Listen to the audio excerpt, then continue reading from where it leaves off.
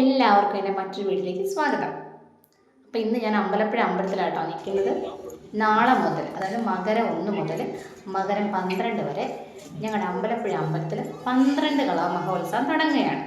മകരം 1 മുതൽ 12 ദിവസങ്ങളിലെ ഉച്ചപൂജയ്ക്ക് മുൻപ് നടക്കുന്ന കളഭാഭിഷേകവും വൈകുന്നേരം അത്താഴ ശീവേലിക്കൊപ്പം നടക്കുന്ന വിളക്കെഴുന്നള്ളിപ്പും തൊഴുന്നത് ശ്രീ പത്മനാഭസ്വാമി ക്ഷേത്രത്തിലെ മുറജപവും ലക്ഷദീപവും തൊഴുന്ന ഫലസിദ്ധിദായകമാണെന്നാണ് അമ്പലപ്പുഴക്കാരുടെ വിശ്വാസം.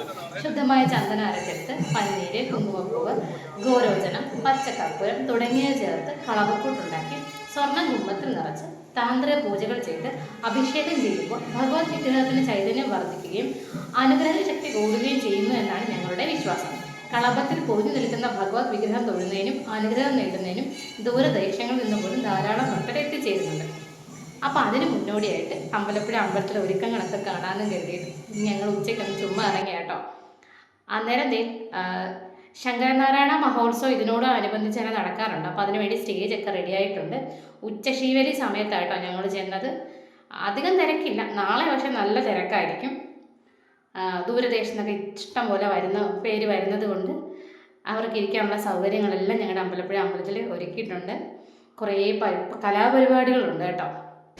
അതൊക്കെ ഇനി നാളെ നല്ല തിരക്കോടുകൂടി നമുക്ക് കാണാൻ സാധിക്കും. ഞാനപ്പോൾ ചുമ്മാ കുളത്തിനടുത്തൊക്കെ വന്നു കേട്ടോ. ജലശുദ്ധീകരണം കഴിഞ്ഞതേ ഉള്ളൂ.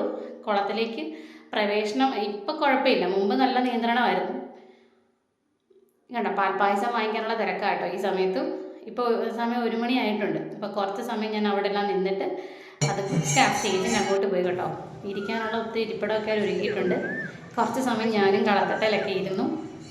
ഇന്ന് ഉച്ചയോണൊന്നും ഇല്ലായിരുന്നു. നല്ല സുഖമായിരുന്നു കേട്ടോ കളത്തട്ടയിൽ മാറി ഇരിക്കാനായിട്ട് കണ്ടോ. മഴയാണെങ്കിലും വെയിലാണെങ്കിലും എല്ലാവർക്കും ഇരുന്ന് പരിപാടി കാണാനുള്ള സൗകര്യമൊക്കെ ഉണ്ടാക്കിയിട്ടുണ്ട്. അപ്പോൾ ഇത് 1-ാം കളഭത്തിന് അമ്പലത്തിൽ നടക്കുന്ന പ്രധാന പൂജകളുടെയും പരിപാടിയുടെയൊക്കെ നോട്ടീസായിട്ടോ. അപ്പോൾ എല്ലാവരും ഞങ്ങളുടെ അമ്പലപ്പുഴ അമ്പലത്തിലോട്ട് വന്ന് പരിപാടിയൊക്കെ കണ്ട് ഭഗവാന്റെ കളഭാഭിഷേകമൊക്കെ കണ്ട് തൊഴുതിട്ട് പോണേ. അപ്പോൾ കുഞ്ഞൊരു വീഡിയോ ആണ്. എല്ലാ ദിവസവും പറ്റുമെങ്കിൽ അമ്പലപ്പുഴ കളഭത്തിൻ്റെ വീഡിയോ ആയിട്ട് ഞാൻ വരുന്നതായിരിക്കും. Thank you so much.